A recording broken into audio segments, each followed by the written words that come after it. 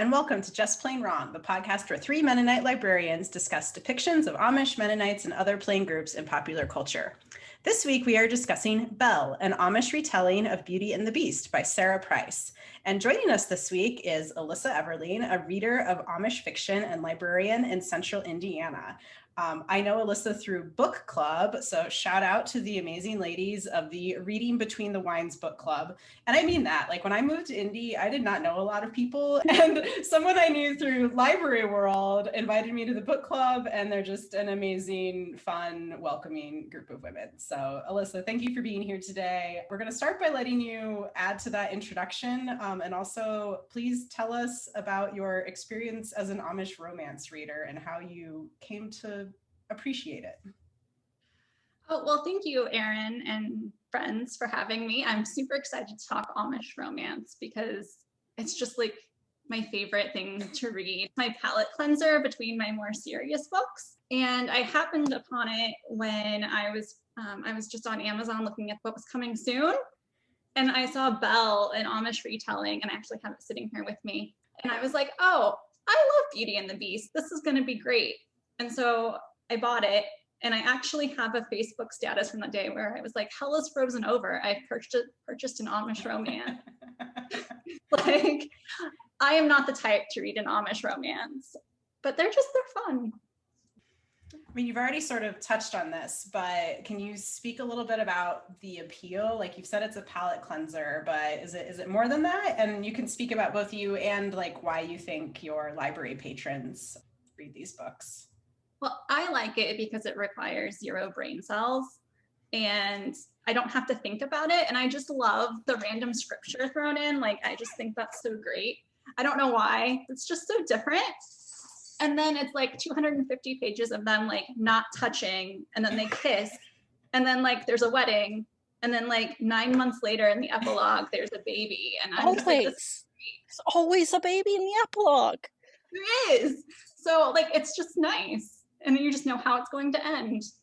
As for the appeal for patrons, I think it's because they're mostly clean, and they're easy, and it appeals to the people who don't want violence or curse words or, they just want a nice, clean, like bonnet ripper. So it again reminds me of like Hallmark movies, like the same kind of appeal. Like you kind of know exactly what's going to happen. The payoff is just going to be a very chaste kiss and maybe an epilogue with a wedding or a baby.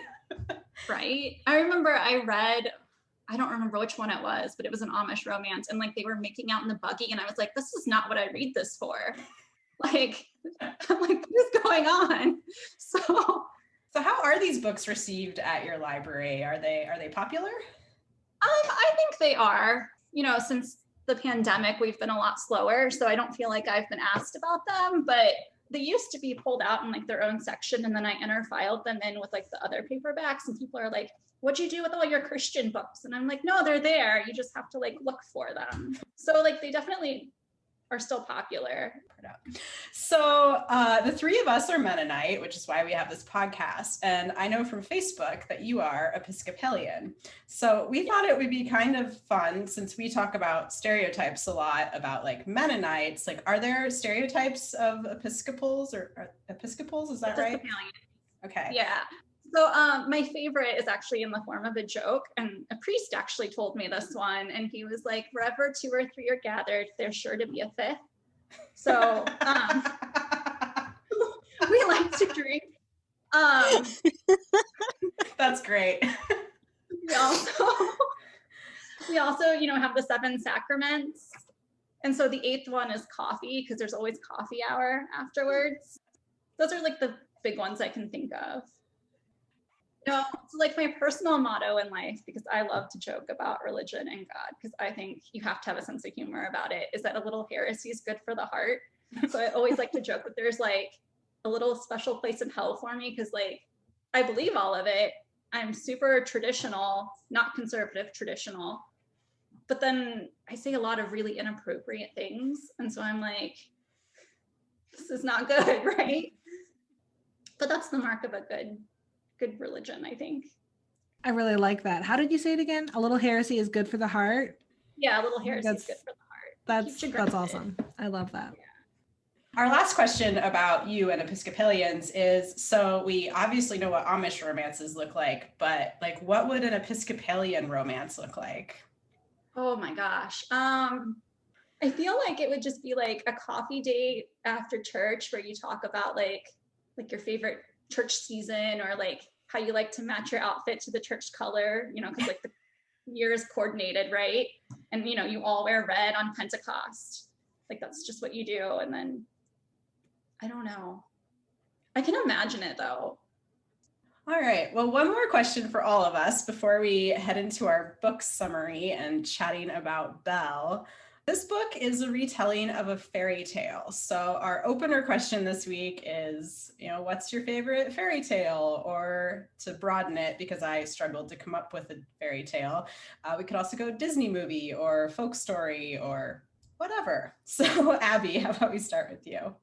Yeah, I had to think a little bit about this. I mean, Disney movie is definitely either Aladdin or Lion King. I was never very into princesses, but I think that's also because I came to the world of Disney relatively late. But in terms of my favorite, I really do love retellings and like things that mix up different parts of mythology. So actually what just sprung to mind when thinking about this is there's a really excellent graphic novel series called Fables by Bill Willingham.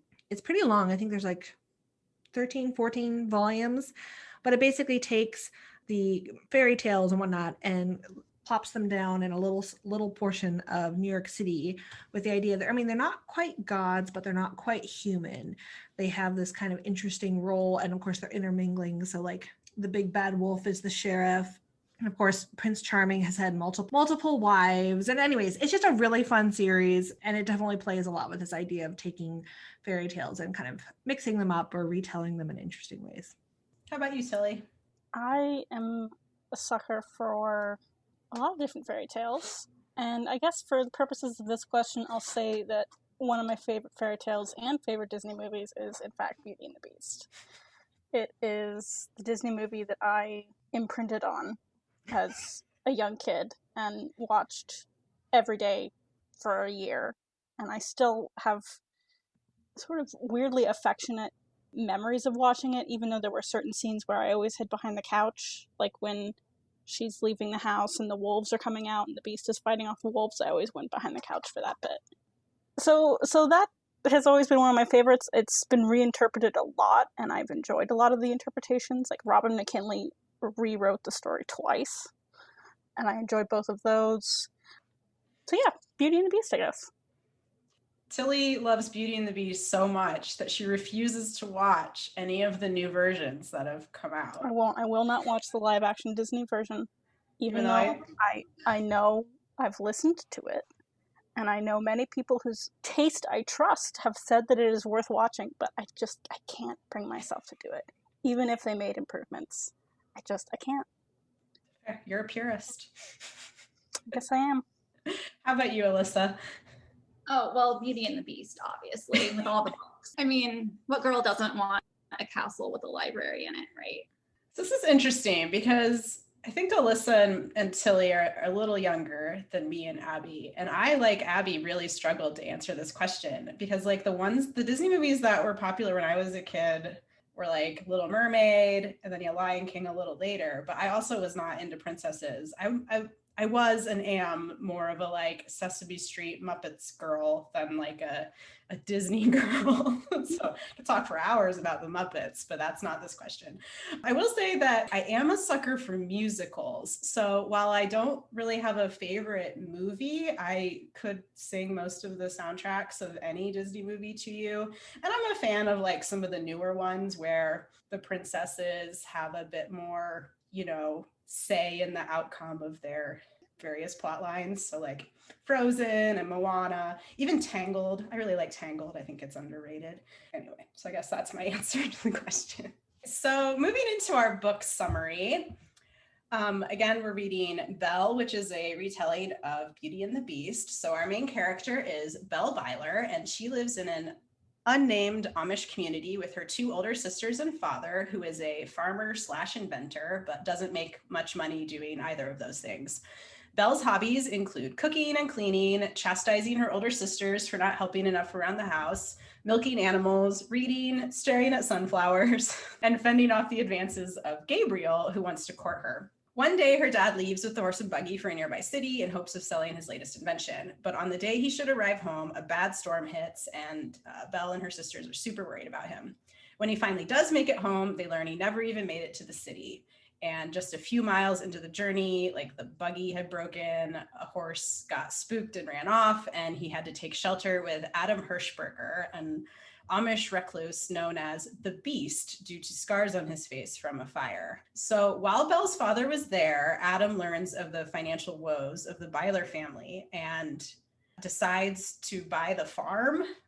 Not sure why, but decides to buy the farm and gives the Bylers just a few weeks to find a new home. So they're about to be homeless. In an attempt to get Adam to change his mind and save her family from homelessness, Belle goes to Adam and offers to do housekeeping and cooking. Adam does not take her up on this, saying that the one thing he can't do himself is have a son. So if she agrees to marry him and have a son, he will let her family stay in their home. So Belle decides to take him up on this offer, and they get married. And then they barely speak for like several months, but then Belle slowly cleans up the house, and in doing so, she learns things about the accident that injured him and how he has been judged and mistreated by the community. And then one day, she discovers he has been living in an apartment in the barn rather than in the house with her. And this sort of leads to the emotional and romantic breakthrough. And then like 2 paragraphs later, they're in love and everything is okay. And the bishop gives a scathing sermon on Communion Sunday, calling out the judgmental behaviors of the Amish community towards Adam and Belle, and they have babies. The end. So anything I missed that needs to be mentioned? There are hints of other fairy tale characters with initials that match. You know, Snow White is Sadie Whittaker, and Cinderella is just Ella Brubaker or something. I don't know. So you can see that there are lots of hints dropped for further series. I also thought the timing was shorter. I thought it was just a few weeks before they had their breakthrough. Oh, maybe it was. Maybe I was thinking it was months. Because if it was a couple months, oh God. I think it was weeks, because I think they were in love about 1 month in. All right, so our first question, we're going to make it a little broader since, Elyssa, we know you're not Mennonite, but maybe you could speak to the accuracy of how it connects to the original fairy tale or even the genre of romance. So are there pieces of this book that felt believable or unbelievable, accurate, inaccurate? So Tilly, we'll start with you. Okay, reading any fiction is an act of suspension of disbelief. And normally I can do this. My favorite books tend to be science fiction or fantasy. You know, those require particularly large suspensions of disbelief. But I struggled with this book. And I'm going to say that I struggled because the premise that sets all of the dominoes falling just doesn't make sense to me. Which is that Belle's father is an inventor, and before he can sell his invention and dig his family out of debt, because apparently he hasn't paid the mortgage in a few months, and he gets in a buggy accident. The horse dies. He's caught in a storm, and Adam rescues him or takes him in, and somehow coerces him into agreeing to sell the farm. Which, okay, like, maybe you would offer to sell it to him, but he's a single Amish man, and the rest of his family is entirely dead, and it's already noted in the book that he is the largest farm in the region.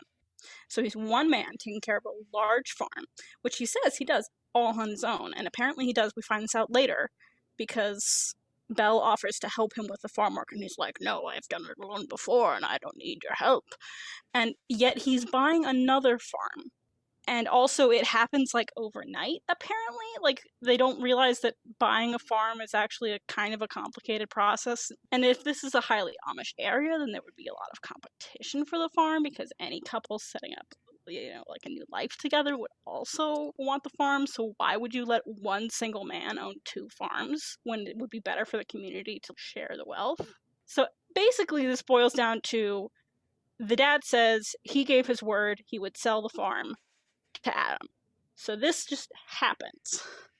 The logistics of it don't seem to matter. And instead of like going to live with her older brothers, because she has several older brothers who live in a neighboring town, they decide that they're going to be homeless. That they're just like, yeah, surely he'll kick us out. And then somehow that means that she has to get married to him. And it just, every domino that fell after that, like every time someone was like, you don't have to get married to him. And she was like, yes, I do. I made a promise. I'd be like, no, you didn't. This is like a faulty foundation.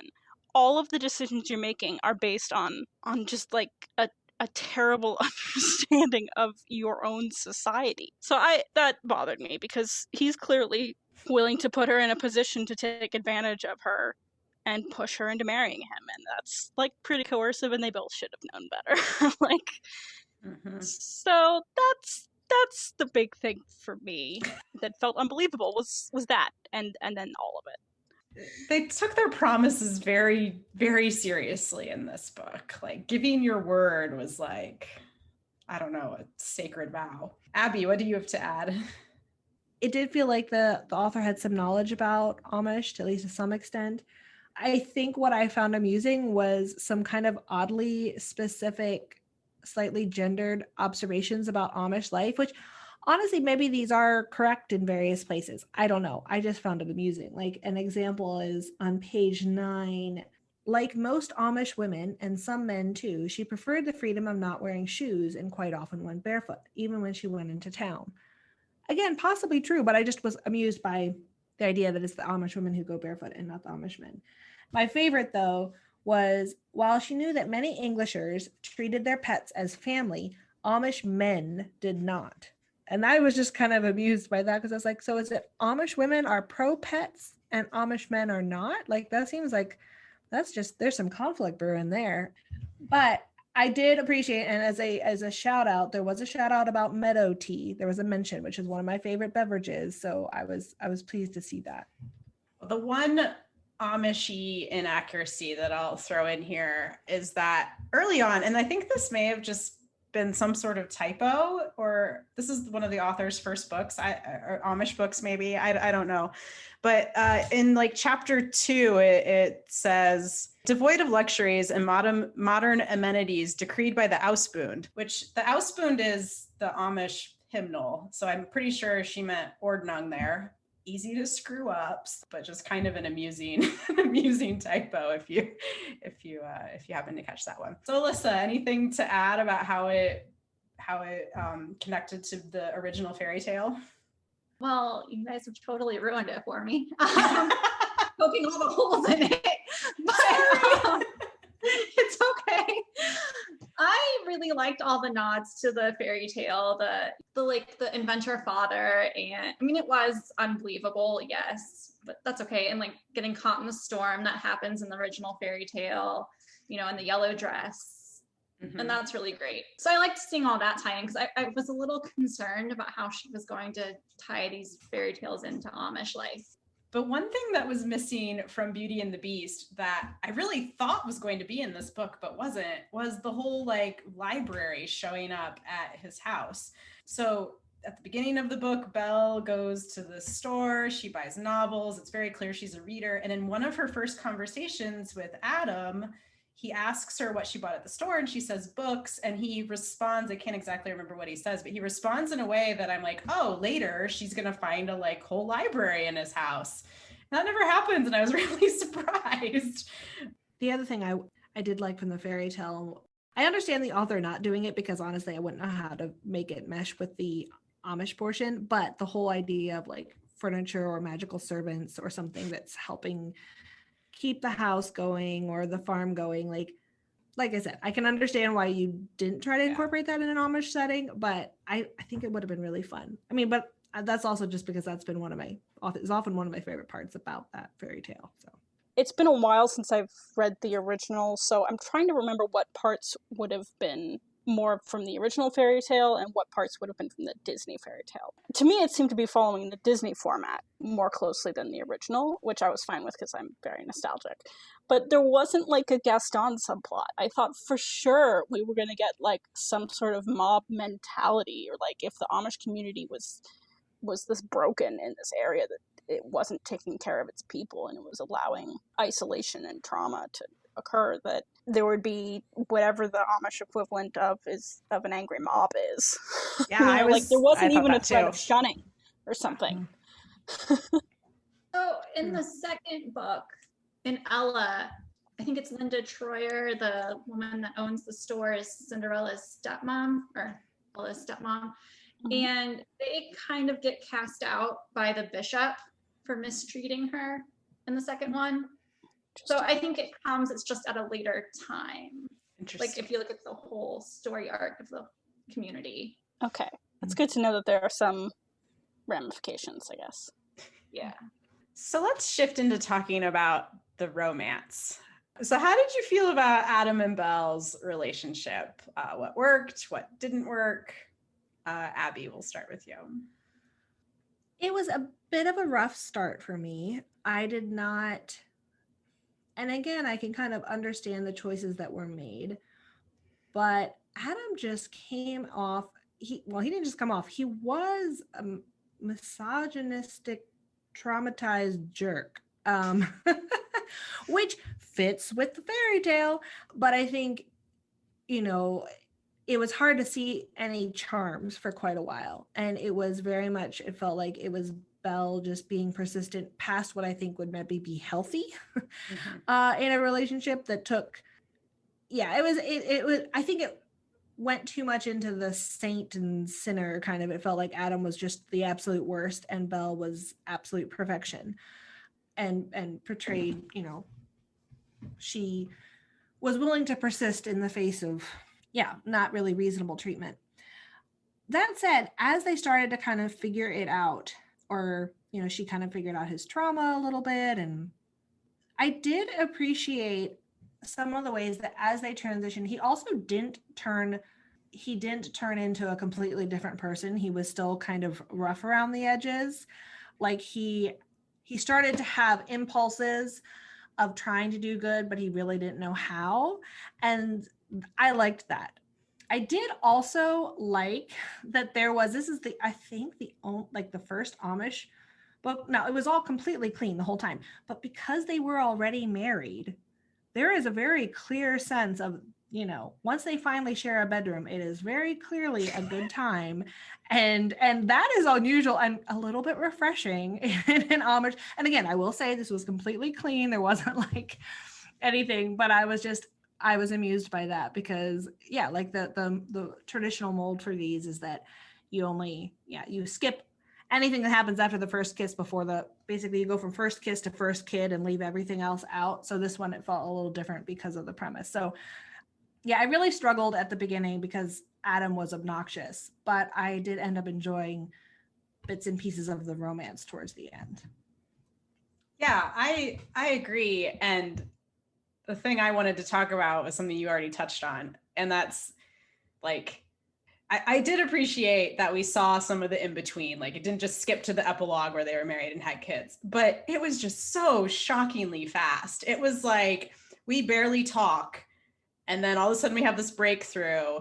We have our first kiss. The next morning we're making googie eyes at each other and implied sexual things have occurred. And I'm like, that's a pretty speedy timeline from like, I don't know how on earth I'm going to spend the rest of my life with this person to, oh, let's stay in bed all day. It's just real fast. But yeah, I agree. The romance actually kept me pretty engaged because I was sort of like, how is this going to resolve itself? Because like we've got two people who aren't really communicating and seem to be on very different wavelengths. So yeah, that kept me interested. Elyssa, how about you? What are your thoughts?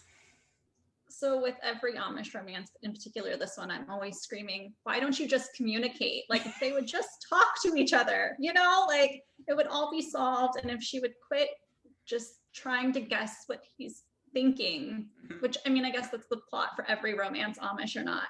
So I loved the romance. I did listen to it recently. And the second time through, I caught on to the more problematic aspects of it.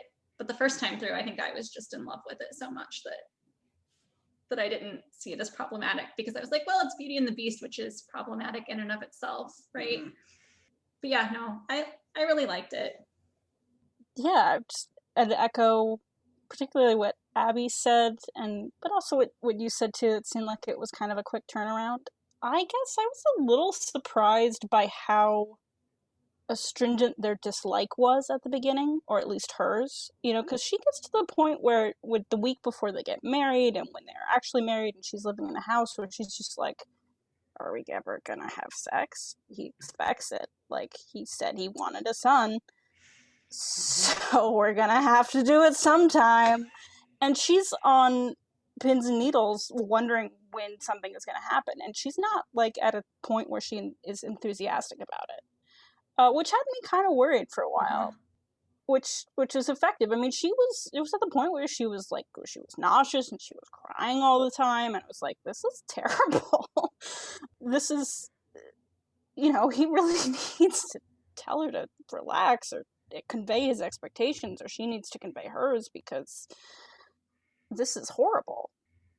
But it was also still clear that while that tension was happening, there was a corresponding learning about each other, where she was making it clear in certain areas that, she was going to go to church even if he wasn't, or, if he expected dinner, then she needed to make sure that they had ingredients, or that he took her to town. So they were starting to figure out what the other one needed and what the other one's expectations were. And I think Belle was definitely doing the lion's share of everything.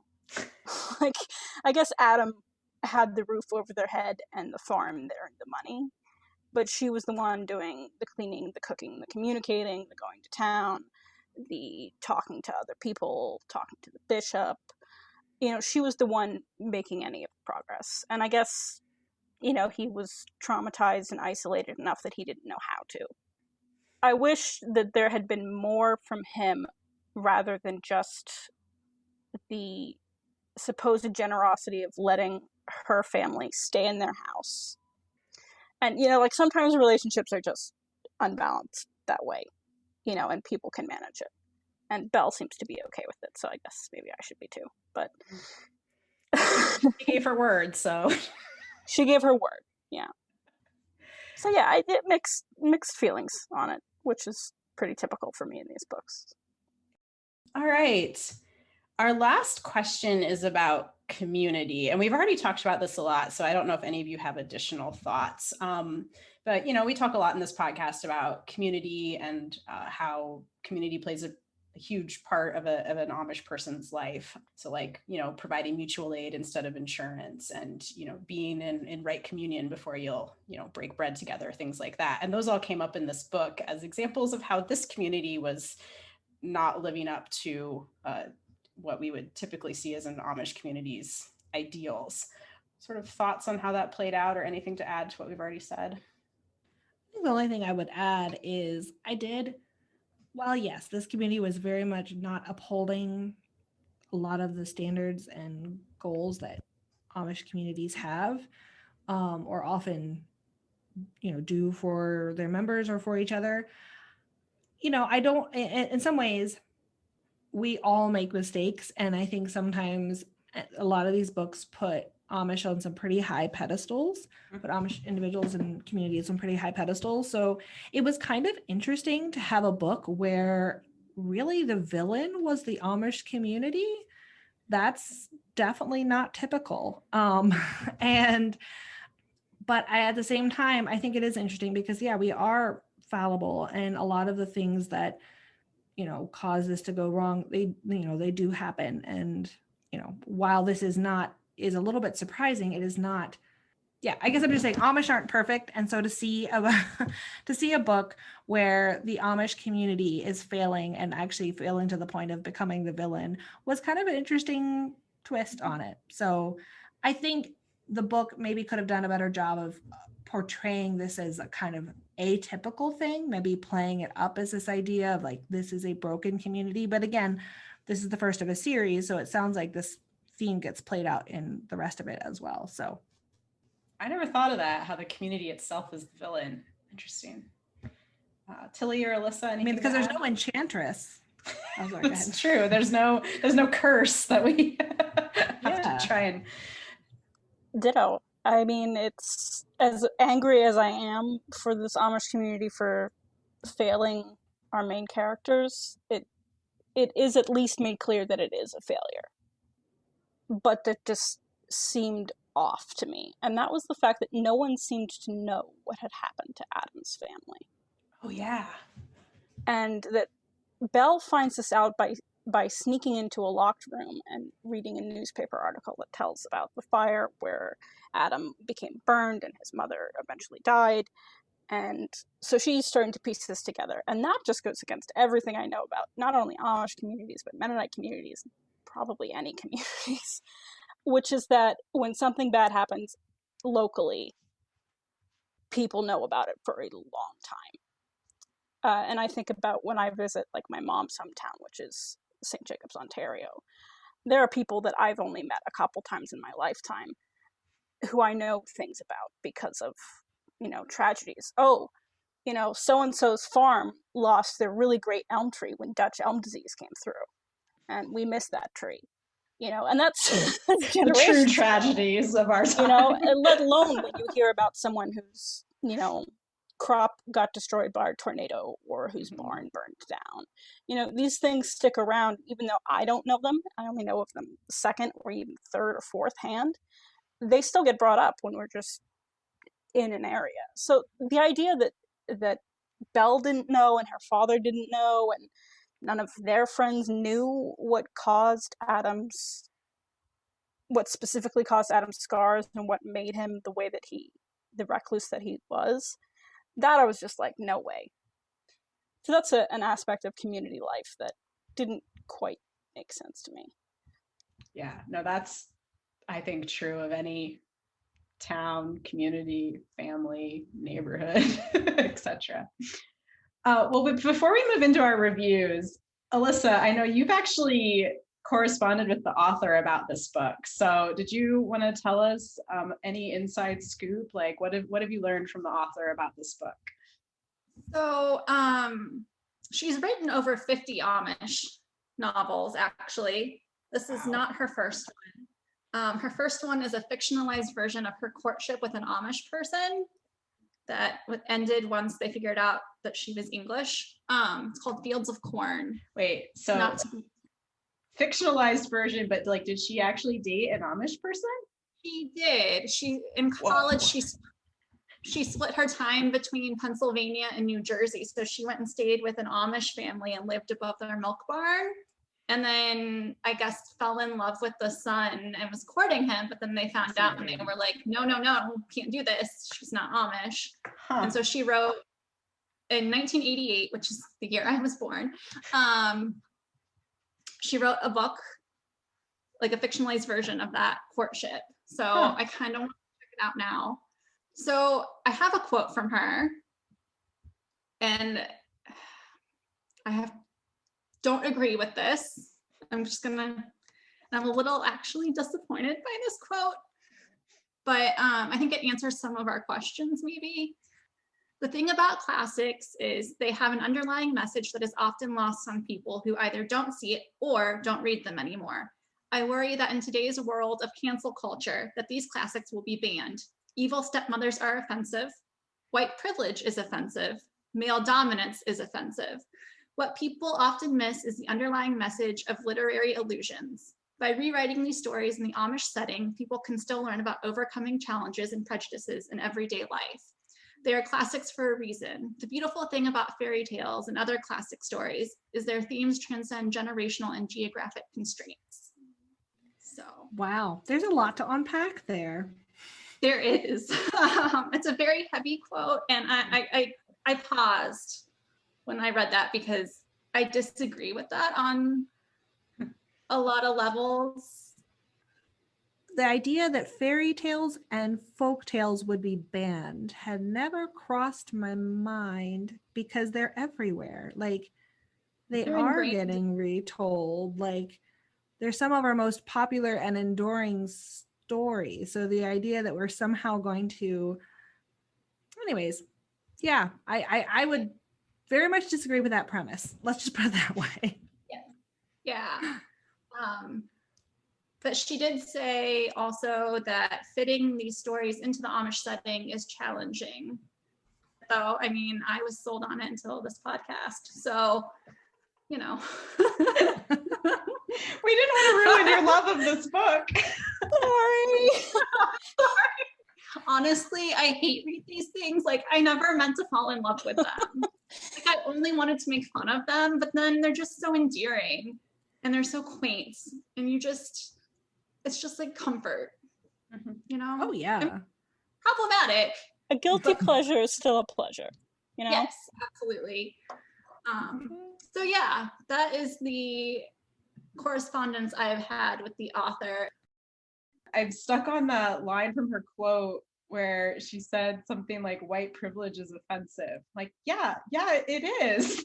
Yeah, it's not just like, it's not offensive in that we don't want it depicted, but it exists, and as something that exists, it's offensive. It is not offensive. good. Yeah. So like, yeah, so, and honestly, as much as I love her writing, it's kind of almost ruined the author for me. I don't know. She's allowed her viewpoints, and that's great, but like, I don't know if I really want to support someone who, I don't know. Yeah. I definitely don't want to like badmouth her, because I totally appreciate her like answering the questions, and she has brought a lot of joy through her fairy tales into my life. But yeah, we frequently struggle with that balance. All right, well, let's get into our ratings and reviews of this book. So we're going to use the scale of 1 to 5 secret barn bedrooms. So Adam was living in a secret apartment above the barn, and finding this led to their emotional breakthrough. So Elyssa, we'll start with you. I would say 4, because I do love the story, and I loved it before this podcast. And but I will say the second time listening through, I did catch on the more problematic things, and I do need to acknowledge that. So 4 secret barn bedrooms. Abby, what about you? Based on the first half of the book, it would have been quite low because I, did not appreciate Adam's behavior, but the places where the author went with it, I ended up being pleasantly surprised, I guess, by the end. So I think I'd give it a solid 3 out of 5 secret barn bedrooms. I think I'm at a 2 out of 5. I struggled to feel like any of the story plot points were justified until the very end. So I felt like they could have been supported in a way that didn't make me rage at the unwillingness of everyone involved to talk to each other or use the resources they had. But that being said, I think by the end of the book, the failures of the community justified some of that to an extent, and I think the book got a lot of things technically right, aside from the fact that it thought that one man could manage a farm alone. So, I think all in all, I was still happy for the characters when they found themselves in love with each other, and still pleased by the positive outcome, despite the strangeness of the situation. This might be like one of our largest like spreads in terms of ratings, because I'm actually going to go 3.5 secret barn bedrooms. Maybe because I don't have as much experience farming, I found myself more in like Alyssa's camp, where I was sort of fascinated by the fairy tale. I don't know Beauty and the Beast super well, but I was like, oh, Gabriel's Gaston, and oh, this character's this, and this is what this is. And I guess I was able to suspend the disbelief in a way that someone with a farming knowledge of Tilly just couldn't. And yeah, I was uncomfortable with the romance at the beginning, but I was also, like I said earlier, just really intrigued in how she was going to resolve it in a way that worked. And so that kept me interested. Well, that wraps up this week's episode of Just Plain Wrong. Thank you so much to our guest, Elyssa, for joining us today and sharing your thoughts on this genre and being like an actual fan of these books. And we will be back next week with our season 1 wrap up.